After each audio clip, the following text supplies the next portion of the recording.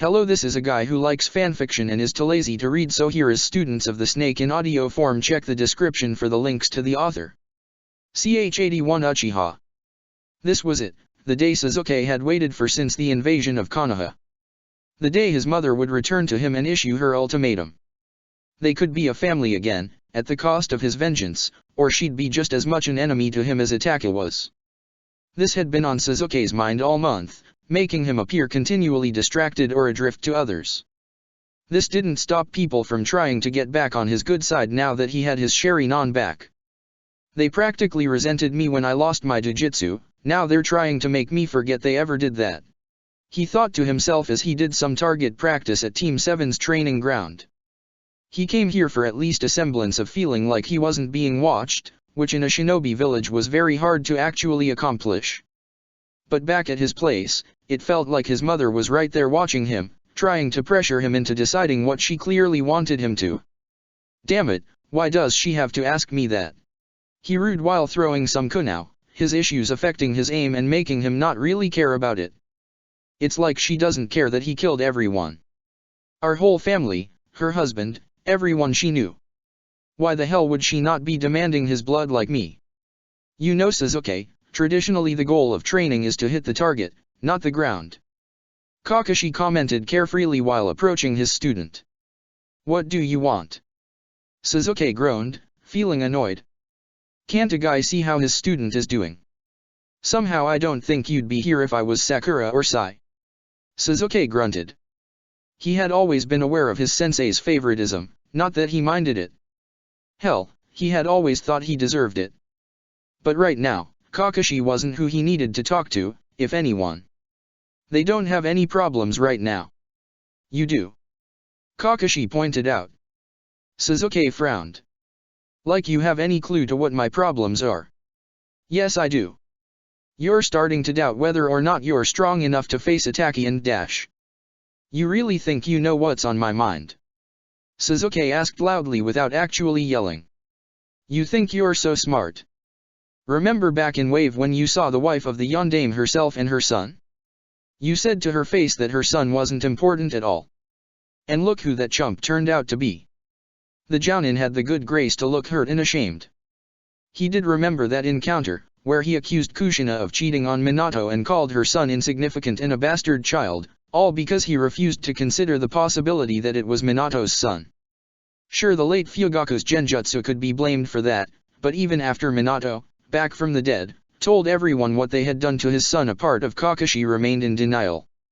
The very boy Kushina had with her, the boy that had been right in front of him, was his sensei's son, and he hadn't even known it. For the past month since the invasion and Konoha's proverbial ass-kicking, Kakashi had sequestered himself, throwing himself into his work and his porn while ignoring others as much as possible, also he could deal with his inner turmoils. Or more accurately, deny them. He didn't want to believe that Naruto had been Minato's son. He didn't want to believe that Konoha had abused the boy to the point he sought safety in another village entirely. He didn't want to believe that Minato would choose another village over Konoha, over him. It went against everything he wanted to believe. But the evidence was damning, and if Kakashi could be so wrong on something he wanted to be right on, what else was he wrong about? Had there actually been a way to save Rin? Did his sensei not respect him as much as Kakashi assumed? Was he honoring Obito the wrong way this whole time? We're not talking about me, Sasuke, we're talking about you. He said, trying to get back on track. No, you're talking about me. I'm not talking at all. Sasuke said before turning around to leave. Acting quickly, Kakashi threw out some mono wire and bound Sasuke, which also resulted in him falling on his face. The Jounin maneuvered his student to look up, then stood over him. Sasuke, whether you like it or not, this is something you need to hear. You lost the Sharingan once, you're afraid you could lose it again. And if that can happen, then how can you beat your brother? Kakashi started. Did you ever consider maybe not going after him? Sasuke blinked. Why would I do that? Mom said she had people here working with her and keeping an eye on me for her. Was he one of them this whole time? The young Uchiha asked himself. Itachi is powerful, but he's still a man. He's going to die someday like anyone else, be it at your hands or another. For all you know, he's already dead. Would it really be so bad if Ataka died without it being at your hands? Sasuke frowned. But then my clan wouldn't be avenged.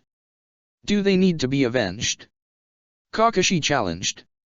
For years you've been acting like the Uchiha have lost no honor or status at all. Like they lost only numbers but nothing else, so if that's the case then there's no lost honor to avenge. Which is it, Sasuke? Have you been lying all these years? Or are you alone worth as much as the entire clan was? Sasuke didn't answer, mostly out of stubbornness but partly because he honestly wasn't sure what the right answer was. Was he truly that delusional? Or was he truly that arrogant? Either way, Sasuke, maybe you should just let it go. Kakashi continued. Yes, everyone you knew is dead, but killing Ataka won't bring them back. And there's nothing stopping you from getting close to other people. And don't give me any excuse about doing so would put them at risk with Ataka. Your brother hasn't shown up for over 6 years. I think if he was going to come back for you he would have done so by now. What am I supposed to do? Pretend that night never happened? Let Ataka get away with it? Sasuke asked, not just for Kakashi but for his mother even though she couldn't answer him right then. Have something else to live for. Don't act like killing Ataka is the end-all be-all of your life. Because if you do think that, then you might as well die with your brother, for what else will you have to live for? Sasuke didn't answer, and Kakashi untied the wire before swiftly departing, intending to have his student think this over before getting back to him. The young Uchiha stood up and dusted himself off, not feeling any better, then left the training ground as well. Sasuke-kun.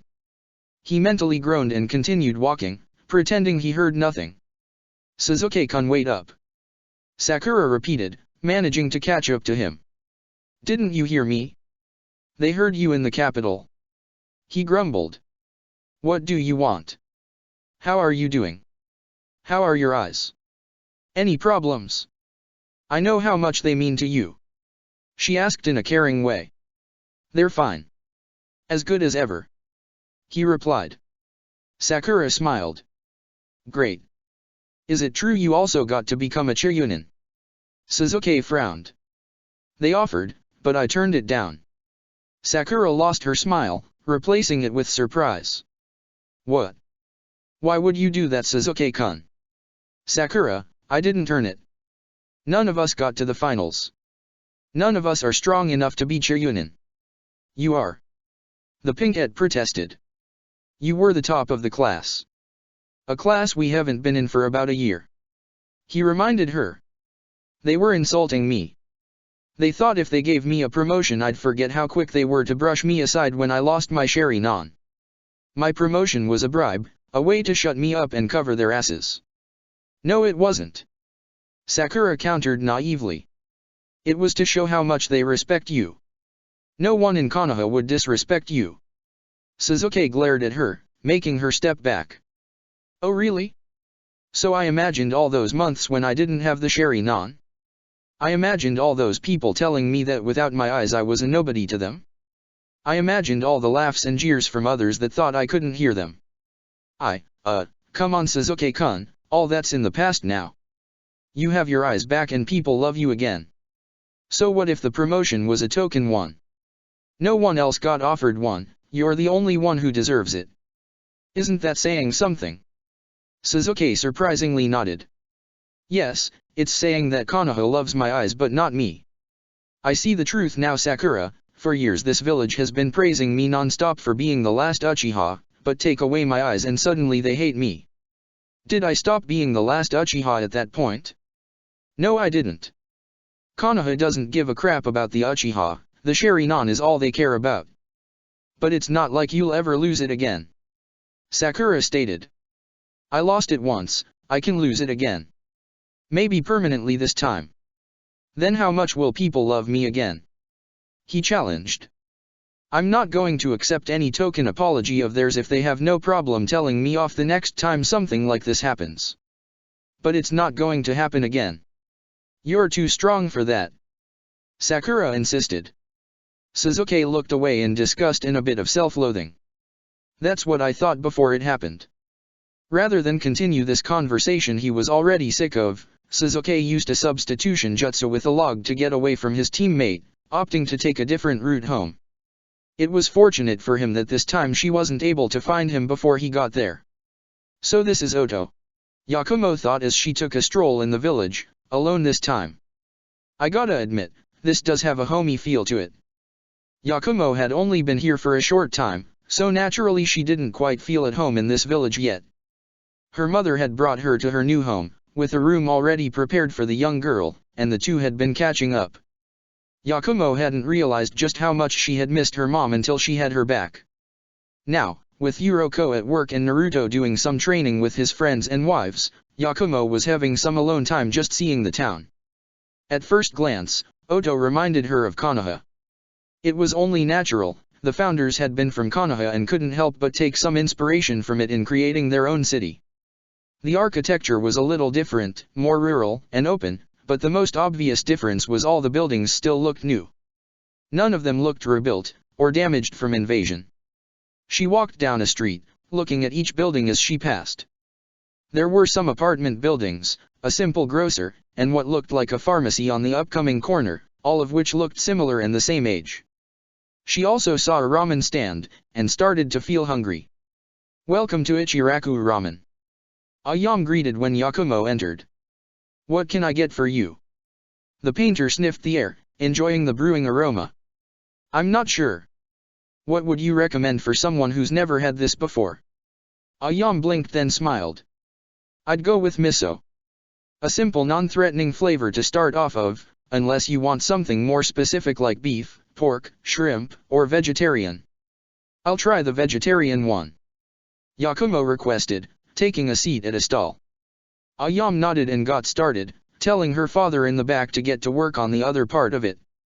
"Be glad our best customer wasn't here to hear you say that. He might blow a gasket to hear you say you've never had ramen before." Yakumo took out some money her mother had given her to pay for her meal ahead of time. "Isn't it pointless to be so enthusiastic about food?" "Maybe, but it hurts no one. He even gave my dad the idea for a new low-fat version of ramen. Dad's still trying to get the recipe right." The door chimed and in walked another customer. It was a girl about Yakumo's age with short dark orange hair and wore a white shirt over a red dress. Her eyes were covered with bright pink sunglasses, similar to Shino except for the color. "Hello, welcome to Ichiraku Ramen. What can I get for you today?" Ayame greeted as the new girl took a stool at the counter, with only one separating her from Yakumo. "I'll have some shrimp ramen thank you." Ayame nodded and went to the back room to help her father work on the extra order. Yakumo looked to the other girl. "Hi, I'm Yakumo. I'm kinda new to town." The other girl looked at her for a bit in a way that would probably bother others, however thanks to having Shino as a teammate the painter was unfazed. "I'm Taiko, and what do you mean new to town?" "I mean I just moved here from somewhere else." "Oh, not something you'd expect in a ninja village." "Are you a ninja?" Yakumo asked. Taiko shook her head. "Not yet, I didn't pass last year but this year I will. As long as I get assigned decent partners for once." She then rubbed her right temple, as if she was getting a bit of a headache. "So what's there to do in Oto?" Yakumo asked. "You know how to roller skate?" Taiko asked, and Yakumo shook her head. "You willing to learn?" "Hello everyone, welcome to my humble home," the Wind Daimyo said to his guests. Standing next to him was his teenage son, dressed formally but appropriate for the desert heat. "Humble's not a word I would use to describe this place." The Kaze Cage greeted back, leading the group into the Ivory Stone Palace. "The fountains here have more water than a single house in Suna uses in a week." "Araza, still got that dry wit I see," the daimyo replied, trying not to be annoyed. "Wow, it really is you," the prince said with excitement as he approached the one guest he actually wanted to see. "I can't believe my eyes. The actual yellow flash of Konoha, right here in my house and back from the dead. You truly are the greatest cage ever. Please, be careful of the flattery when your own cage is right here." Minato replied with a friendly smile. "Oh, it's fine. Besides, you're my guest here, it would be rude to not be polite." The daimyo stated on his son's behalf, then looked over the others. And who are the rest? I am Orochimaru, the leader of Otogakuer. With me are my former teammates Jiraiya and Tsunade. I believe I told you we'd be here in our request for an audience. The daimyo nodded. Yes, I remember. But if you'll pardon me, the Yondaime Hokage kind of stood out more compared to the other names on the list. I'm not the Hokage anymore, and I wish to have no affiliation with Konoha again. Minato claimed. In fact, this is part of why we wished to speak with you. Oh really? Well, let's take a seat and discuss this matter. The royal figure led them all to his throne room where the servants soon brought out an ornate table and some chairs and tea. Everyone sat down, Raza and Minato on one side with the son on the other, the daimyo naturally taking the head of the table, his son next to him. From what I've heard, Suna and Konoha have been allies for quite some time. The daimyo started. I was quite surprised to hear that Suna had attacked the Leaf Village with the aid of another that I've never heard of. Of course that surprise faded when I heard the Yellow Flash was involved and deserted Konoha. I presume you're here to tell me your side of the story.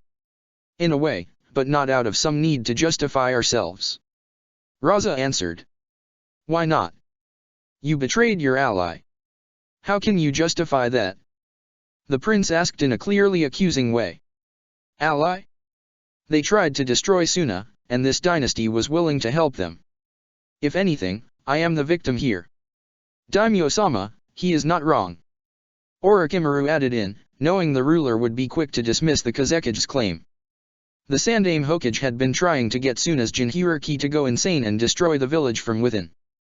It's only thanks to us getting to him first that Kazekige-sama didn't let that happen. And if you don't mind me asking, are the claims that you've been sending more business to Konoha true? Minato asked. Don't you realize how impractical it is to do that on a regular basis? Once in a while is one thing, but 9 out of 10 times is costing you more than you're saving. I prefer to think of it as investing in the return of the high ration. The daimyo claimed simply. To what end? If Konoha had managed to recreate it, did you think Konoha would give it to Suna? Jiraiya asked. When the time came I would have reminded them of all the generosity I've given them and persuaded them to return the favor. Minato frowned. You were trying to buy the jutsu. The daimyo looked up for a moment. I suppose you could call it that, yes. And if Suna had gone bankrupt, who would have been left to use it? Raza asked. Me. The prince piped up. This was never for Suna, I wanted the high ration for myself. Yourself. Minato repeated. Are you a ninja? No, and I don't want to be. I just like the high ration and think it would be awesome to use. The ninja were silent for a bit, then Minato, Jiraiya, and Raza broke out into laughter. Orochimaru rolled his eyes though it looked like he wanted to laugh, and Tsunade simply shook her head in disapproval. The prince glared at the ninja. Stop laughing at me. Who the hell do you think you are to mock me? My boy, we are much more familiar with jutsu than you are. They laugh, as disrespectful as it is, because your claim is in a word, naive. Orochimaru answered. Naive? In what way am I naive? The prince asked, offended. Allow me to explain. Minato started, certain the daimyo's son would be more willing to hear this from him than from others. The high ration is a very advanced space-time ninjutsu. It is not something just anyone can do. Even someone who can do it would need years to learn it, learn fuinjutsu in general, and hone their body and chakra to be able to perform it ahead of time. The prince scoffed. Oh please, you ninja make it sound like all your fancy tricks are complicated, but if they were then there wouldn't be so many ninja in the world. And last time I looked, there's no shortage of you out there. Minato frowned. So you think all jutsu are something just anyone can do? The prince nodded. They can't all be bloodlines. My son is right. The daimyo agreed. If my son could learn the high ration he'd be a shining star among the other emperors and business would boom for our country, making up for any loss that Suna has suffered over the years. How? Everyone asked together. How what? The prince asked. How does you simply having the high ration make you money? Raza specified. The prince shrugged. I don't know how it would have done so specifically, but I'm positive that having the high ration would have made my reign prosper. So it wouldn't have mattered if your little sandpit of a village had some budget cuts over the years. It would have worked out in the end anyway. Raza frowned. So that was your plan? Put your hidden village in a recession so you could buy a lost jutsu that you couldn't even use, and just hope it all worked out in the end. What was your original plan if Konoha had refused? Tsunade asked. Claim they owe you the jutsu. The prince frowned. We are owed that jutsu. After all the money we gave that village, I think I'm allowed to ask for one thing in return. You can't use it. Minato stated. You don't have the body, education, or chakra for it. Besides, the only person I have any intention of giving the jutsu to is my son. Namikaze-san, please be reasonable. The daimyo said. Surely an understanding can be reached. Perhaps you could teach my son how to use the jutsu. Minato frowned but didn't say anything right away, though he did turn to look back at the prince. What would you do if I did give you the jutsu? That's none of your concern. The prince scoffed. Answer the question. The prince frowned and leaned forward. Who are you to command me? Son, please, he is a guest and we must treat him with respect. The daimyo told him, then looked back to the former yondaime. My son has been entranced by tales of your accomplishments in the last war since he was a child. He always wanted to learn how to do what you did, and for a time I hired some shinobi to tutor him, but in his youth he was rather impatient and didn't want to practice. Now that he's older he should be better prepared for such training. Sure doesn't sound like it. Tsunade muttered. Minato kept his eyes on the prince. Boy, are you prepared to do things like walk up trees, practice throwing kunao, making dash? I don't want to do any of that. The prince cut him off. I just want the high ration. Nothing else. You can't do that. You have to go through a lot of prerequisite training just to be fit enough to use the jutsu. What you're asking for is like asking for a boat but you refuse to learn how to sail. Jiraiya nodded. Yeah, at best all you're getting is a sword to put on display. And you can't even do that with a jutsu. So what do you want with it? I want to have fun with it. I want to show off and prove I'll be the best daimyo ever. I want that jutsu, no other, and I refuse to accept your lie that I have to learn other stuff first. I don't want the other stuff, I want the high ration. The prince declared, pounding his fists on the table and rising to his feet. Sit down. The daimyo ordered to his son, who refused to obey. Son, these people are the experts here. If they say you can't use the high ration, then you can't use it. Like it or not, there are some childhood dreams you are better off outgrowing. No. I want the high ration. You can't use it. All three Sunin said together. And right now you are not acting like you're the kind of person who should be using it even if you could. Minato added. Do you want me to declare war on your village? The prince asked in a clearly threatening way. Suna will not go to war with Oto. Raza proclaimed. You will if I command it. Raza rose to his feet. You are not the daimyo, and frankly you are unfit to be the daimyo. He then looked to the rightful ruler. I strongly suggest you either reign in this child, or find a new heir. I'll keep that in mind. The prince turned to his father. What? You can't be listening to him. I am the rightful heir. And you still have much to learn. Maybe more than I had thought. Either way, it's unwise to make an enemy out of the Kaze cage. He then looked back to the ninja. I suppose more work should be going back to Suna, and perhaps my son should spend some time in the village. It'll give him some respect for the work ninja put into their routine. I don't want to spend all day in a sand pit. The son protested. It'll do him good to see how things really work. Jiraiya claimed. This boy looks at us and thinks what we do is easy, completely ignoring what we had to do to get as good as we are. Therefore he assumes that anyone can have our talents and he can pick and choose which ones he wants for himself. It's like seeing Tsunade chug down dozens of sake bottles and assuming you can do that too. He then turned to his wife. No offense, dear. None taken, I actually agree with your comparison. I've earned my tolerance, and spending time seeing what ninja actually do might be a healthy dose of reality for this kid. I'm not going to that village. The prince repeated. Why don't you leave? We need to discuss real business. Raza stated. The prince looked to his father for support, but the daimyo shook his head. Son, that would be best. With an offended huff, the prince left the room. I apologize. I suppose some children just take longer to grow up than others. The daimyo apologized. So, what kind of agreement can we come to? The sun had set and the Umbu with night shifts were out patrolling the village to keep people safe. Suzuki sat in his bedroom looking out the window, as if to gaze at the moon, but he was really looking for something else. More specifically, someone else. Has this been a good month to you, son? Only somewhat startled, Suzuki looked at the doorway to his bedroom to see his mother, unmasked, standing there, looking at him both with care and with caution. I was wondering if you had been bluffing. Suzuki told her, trying to hide how glad he was that she had come back. I never bluff, Suzuki. Any threat you make, no matter how significant or insignificant, never bother making it at all if you are not willing to carry it out. She replied. Have you decided? I have to ask you something first. Suzuki claimed. Why the hell don't you want Taka dead? He's my son. What mother would want her son dead? Mikoto replied. Suzuki frowned. But he killed our family. He killed my father. And which are you more upset about? Mikoto asked.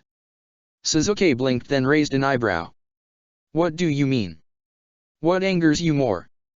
That Itaka killed the clan, or that he killed your father? Both anger me.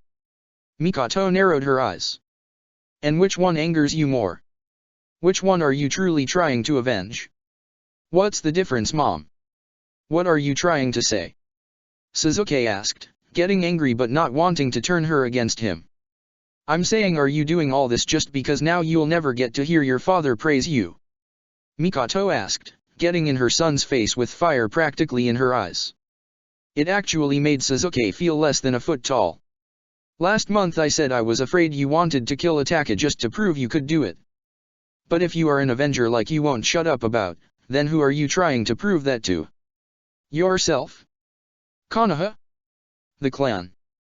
Or your father? Whose approval are you trying to get? Suzuki had never learned how to deal with someone trying to put him in his place, so despite the fact that this was his mother and he didn't want to get on her bad side, he was feeling offended and unjustly scrutinized. My father, okay. There you happy? He's the one I've been trying to avenge. And why wouldn't I? Itaki robbed me of any chance to ever get his praise. I can't avenge the entire clan. I don't even remember most of their names anymore. Why should I avenge them all? I don't want their approval. I want his. I want Dad to finally say I'm the superior son. I want to be the one he's proud of. I want Itaka to be in my shadow. And you'll never get that. Mikoto yelled back, having to raise her voice to be heard. Your father is dead, Suzuki. Dead. He will never say that. Hey, that blonde Otonin got his father back from the dead. Why can't I? If bringing the dead back to life was that easy, then why doesn't it happen more often? Mikoto countered, then closed her eyes and took a deep breath. Look, Suzuki, I need an honest answer from you.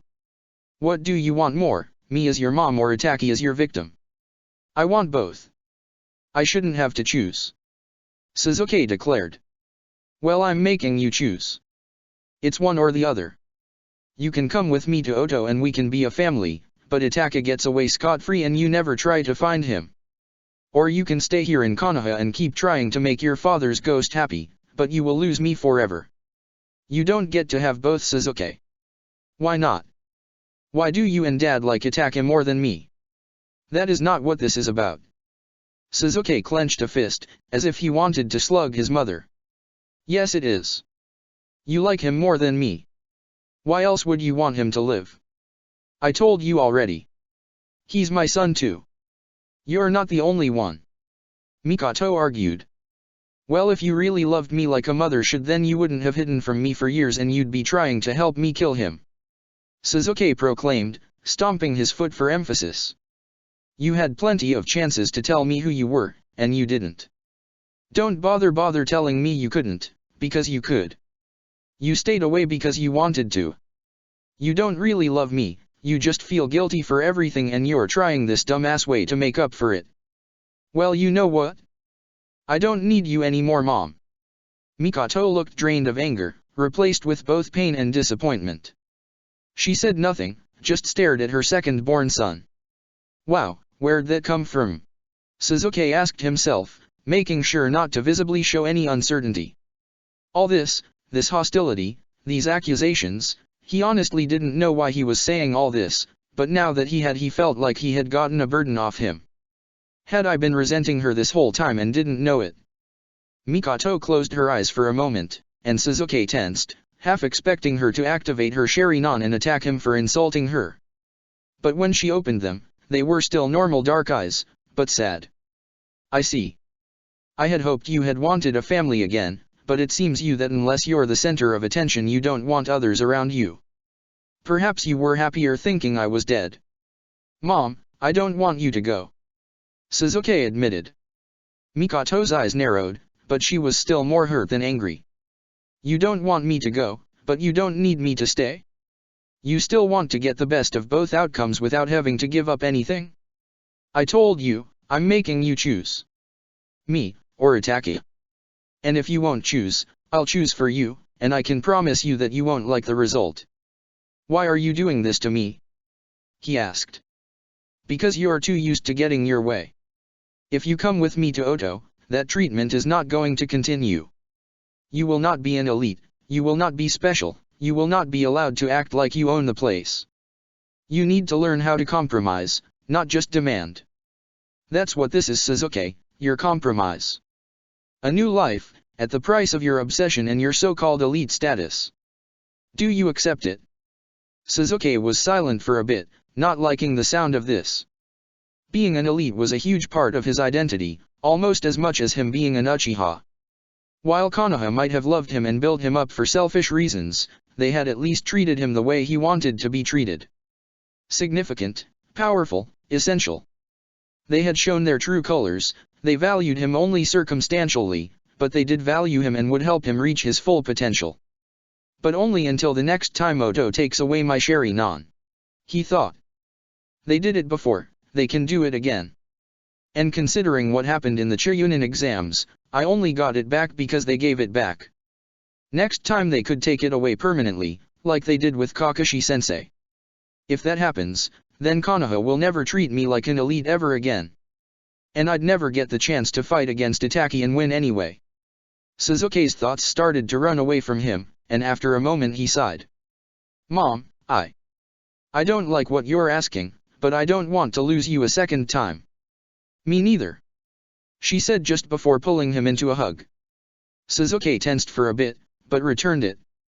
I'll go, just give me a moment to pack. Chapter 82, Traitors. Mikoto had to leave Sasuke for a bit, telling him that she was gathering her assistants who would be going to Oto with them. With Sasuke coming with her, her job as Subsonic was essentially done. She had only agreed to spy on the village long enough to have this chance, and if Oto needed to spy on Konoha any further, Jiraiya could find a way. At the same time she tied a message to a falcon's leg and sent it off, sending a message to Orochimaru. So it's finally time. With those words, 3 of Subsonic's 4 underlings appeared. Flat, bass, and tenor. Mikoto nodded. Yes, my time in Konoha is officially over. Thank you all for your help. Whether you choose to remain or come with me, I will support you either way. I think I speak for all of us Subsonic when I say we're better off going with you. Have you heard who the new Hokage is? Flat replied. No, who? Are they a threat? Bass laughed. Hardly. They chose Ibiki Marino. Mikoto blinked. Ibiki? Why of all people him? They probably thought he'd be the most intimidating one since the village is on edge about enemies right now.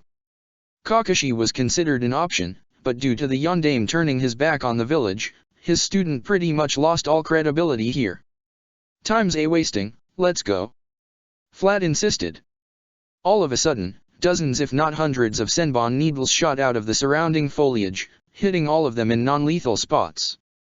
Surprisingly, the only one not hit was Sasuke, but his expression showed he had no idea what was going on. Several Umbu came out and swiftly tied up the hands and ankles of Mikoto and her subordinates, while Ibiki came out. So, there are more traitors to Konoha here. Trying to take a child with you? Haven't you taken enough from us already? How did you find out about them? Sasuke asked the newly appointed Hokage. Not important. What's important as far as you're concerned, boy, is if you were about to go along with them. Ibiki declared, looking at the young Uchiha as if he could make Sasuke crap his pants with just a look alone. So tell me, are you stupid enough to do that? Sasuke felt very put on the spot. He had no idea how good a fighter Ibiki actually was, and he had come here prepared. What chance did he have of fighting any of the Konoha off? One of them says she's my mother. I needed to get answers. But that's all I wanted, I swear. He avoided looking at Mikoto after that, both to make his story at least somewhat believable and to avoid seeing if this hurt her in some way. Ibiki looked over the ninja that came with him. Take them into custody and put them in separate cells. He then looked to Sasuke. You're coming with me? All Sasuke could do was nod. He glanced to Mikoto, and saw her disappear and be replaced by a log. Damn, one got away. Away in the forests, Mikoto paused to breathe heavily and try to get her binds loosened. Knowing that Umbu would be hot on her trail, she couldn't do this for long, and had to substitute herself every 6 seconds or so to get some distance between her and Konoha, bound or not. Fortunately, the substitution was Mikoto's best jutsu, so distance was not a problem for her. A few kilometers away from the Valley of the End, she finally managed to get free of the wire. Damn it, that went completely wrong. She muttered simply to express it. She glanced in the direction of Konoha. Just you wait, Leaf, I'm coming back, and this time I'm going on the offensive. Sasuke did not know how to feel at the moment, being confined to the Hokage's office. But he sure as hell didn't feel comfortable or particularly proud at the moment. Ibiki stood behind his desk looking out the window. Do you know what you were doing, boy? He asked, not facing the Uchiha Genin. Have I committed a crime tonight? Sasuke asked, testing the proverbial waters. You were about to abandon the village with the aid of a traitor. That constitutes as a crime. Sasuke frowned. That traitor is my mother. When we cornered you all, you said the traitor was merely claiming to be your mother. Now you speak as if you know for a fact it was her. He's trying to bait me, Sasuke thought. And you keep calling her a traitor yet aren't admitting to knowing her identity. So do you know who she is or don't you? Ibiki very slightly smiled. It wasn't often he got a kid who was made of sterner stuff than the others. Good observation. But if the person in question is indeed Mikoto Uchiha, then they are indeed a traitor to Konoha. Like the Yondaime, Sasuke remarked. Ibiki lost his grin. I can understand why he did what he did, but as a professional I cannot pardon such behavior. I cannot let those that break the law get away with it just because they can rationalize their crime. To do so is to admit the law is worthless. So you are going to oppose the Yondaime merely because it's your job to? Sasuke asked. Yes. Ibiki answered, not sounding proud of it. Just like it is your job to remain faithful to Konoha. And you were caught willing to break that.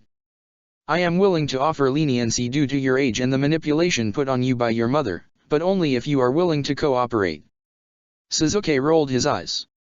Sorry to disappoint, but she didn't tell me anything about the Sound Village. Other than I wouldn't be a big shot there. I find that believable. The scarred interrogator replied. Sasuke raised an eyebrow. So then why are you keeping me here? What do you want from me? For now, time for you to really think about what you were about to do and realize your mistake. And give your mother a place to go when she comes back for you. I'm bait. Sasuke realized. And what makes you think she's coming back alone? I don't. Per orders, the subordinates of Subsonic were detained in 3 separate rooms.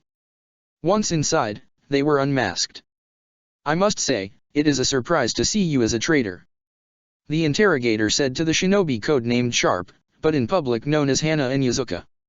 "Don't act like you know me," she warned.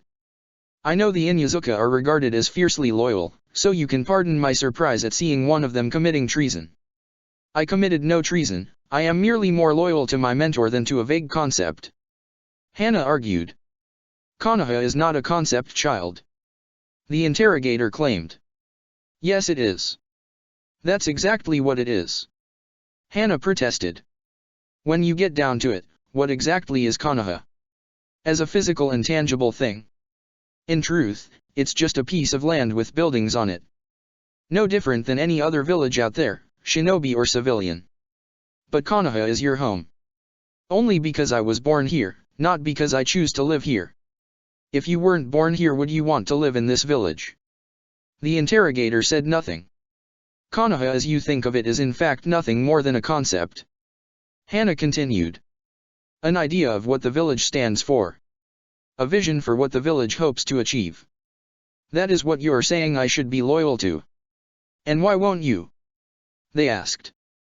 "Ideas change, like the phases of the moon. Visions are unshared, everyone has their own idea of what is best for this village and the people in it.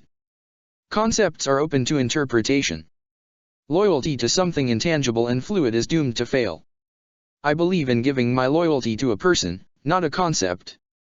"And what makes this particular person worth giving your loyalty to?" the interrogator asked. Hana smirked.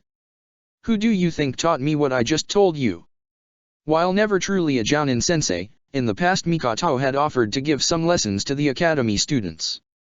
Nothing major, more a way to give children a chance to answer questions they had about whether or not they wanted to become ninja.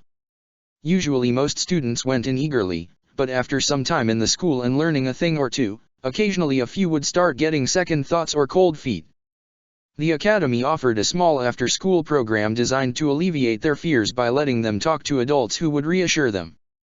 Though in most cases it was merely propaganda to encourage them to keep trying. Mikoto had contributed to this a few times, and once she had to interact with a younger Hana in this. Hana had been confused about the nature of loyalty, primarily in it being automatic. Her clan had instilled that in her, and while her father didn't encourage it, like most parents he had taught her to trust authority figures. But she herself was uncertain if that was true. "I'm told Konoha is worth it, but the only reason I have to be loyal to this place is because I was born here. If I had been born in Iwa or Suna, I'd be told that those villages were worth it too. So what makes Konoha so deserving of my loyalty other than the fact that this is where I am?" she had asked. To her surprise Mikoto smiled at this question and patted her on the shoulder. "That's an excellent question, Hana-chan, and the truth of the matter is, it isn't more deserving. Konoha's future changes every day, how can you be loyal to something that's never the same thing 2 days in a row? I can't tell you what to do or believe, but if you ask me, you should put your trust in a person you can actually talk to." Since then Hana had nothing but respect for Mikoto, and she was greatly relieved when the Uchiha matriarch had revealed herself as alive after the massacre. Mikoto had explained everything. Where she had been, what she had learned, why she was back, and what she intended to do, but she needed help. Hana never considered telling her no. The interrogator crossed his arms. "I suppose then a case could be made that you were brainwashed at a young age." Hana rolled her eyes. "Of course, because heaven forbid someone make a choice of their own to disagree with you. Oh no, it has to be brainwashing. You better go with that angle if you know what's good for you, girl. Unless you want to tell your clan head that as their heiress you willingly chose to betray them and the village." "If I wasn't willing, I wouldn't be here now, would I?" she asked, making it clear she was unafraid and unashamed. In another room, another interrogator was speaking to the agent known as Base, better known as Irika Umino. "I must admit this is a surprise. Who would have suspected a teacher of being a traitor? I wasn't always, but let's just say my mind was open to new possibilities," Irika replied. "And who exactly opened your mind?" the interrogator asked. "Your mother," Irika joked, resulting in a slap. The truth was Irika had originally been a true loyalist to Konoha, wishing to honor the village his parents had died for.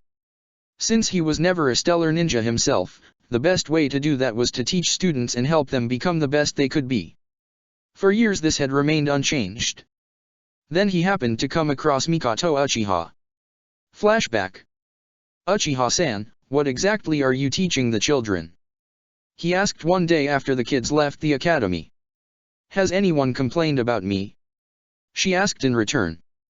You've been telling the children that they don't have to be loyal to the village. Mikoto blinked then smiled. Oh that? Oh, you know how kids sometimes miss the point of the message. So you weren't telling the kids to be disloyal? Irika clarified. No, I was telling them to not be loyal by default. By default? Irika repeated, confused. Mikoto nodded. Of course. What, are you saying that our ninja should be loyal to whoever wears the Hokage hat simply because they wear the hat? Would you seriously have no problem if tomorrow someone like Danzo came into power? That's not the kind of thing kids should be thinking about. Irika stated. He had to admit she had a point, but he wasn't ready to concede his argument yet. So when is it okay for them to think about it? Mikoto challenged. When is it okay for them to ask if the people and system they're expected to swear undying loyalty to is worth serving and dying for? When is it okay for them to think for themselves? I'm not saying that kids shouldn't be able to think for themselves. Irika started. Mikoto leaned in. If you're saying I'm wrong for telling them it's okay to have standards, then yes you are. With that, she left, leaving the scarred Chiryunin to think things over. End flashback. While Irika didn't change overnight, that moment was the turning point for him. He had always had faith in the system, the ways of maintaining how ninja work in Konoha, and believed it worked because everyone knew their place within the system and didn't question it. Everyone had a job to do and it was their duty to do it to the best of their capabilities. Anything else was just being lazy or disrespectful. He tried explaining that to Mikoto at another time, and she actually compared him to Danzo for it. That struck a nerve for Irika, but when he defended his claim she logically pointed out that by putting all his faith in the system he was effectively devaluing the people that worked within it, equating them to little more than bugs in a hive or cogs in a machine. People have a natural desire to have their own goals and work to make changes that will ultimately achieve said goals. What Irika was preaching was essentially shaming people for wanting anything other than they were assigned, and assuming that whoever did the assigning never ever had ulterior motives in doing so. After some thinking, Irika could only conclude that the comparison was a fitting one, which broke something inside of him. No longer could he look at Konoha with unwavering faith. Mikoto took the opportunity to get him to listen to the story of Oto and what she was actually doing. Needless to say Irika was surprised and needed some kind of proof, but Naruto still being alive was a good start. And learning that all three Sannin were opposed to the Sandaime was another factor. In the end, he agreed to keep an eye on Konoha on behalf of Mikoto, but he mostly did this to see for himself what he thought of the situation. Needless to say if Irika had ever been willing to betray Mikoto to Konoha, that went away in the aftermath of the invasion. Sarutobi's confession and the sight of all three Sannin betraying the village for the purpose of protecting abused children, was he supposed to side with Konoha on that? Was he supposed to say those children were supposed to be abused? As a teacher he could not do that. By the time we're done here, you'll never work in this town again. The interrogator threatened. Irika rolled his eyes. Oh no, I'm willing to leave Konoha forever but please mister don't take away my job. That little bit of sarcasm earned him a slap, but it was worth it. In a third room in the same hallway, the third subordinate of Subsonic, the one codenamed Tenor, was being unmasked and interrogated. This citizen of Konoha just so happened to be Yoshino Nara. This was a considerable surprise to the interrogation department, and they brought in Shikaku himself to speak to her before they began a genuine procedure. It was a little unorthodox, but it was worth a shot. Yoshino, why would you be in league with our enemy? Shikaku asked, not knowing how to process this revelation.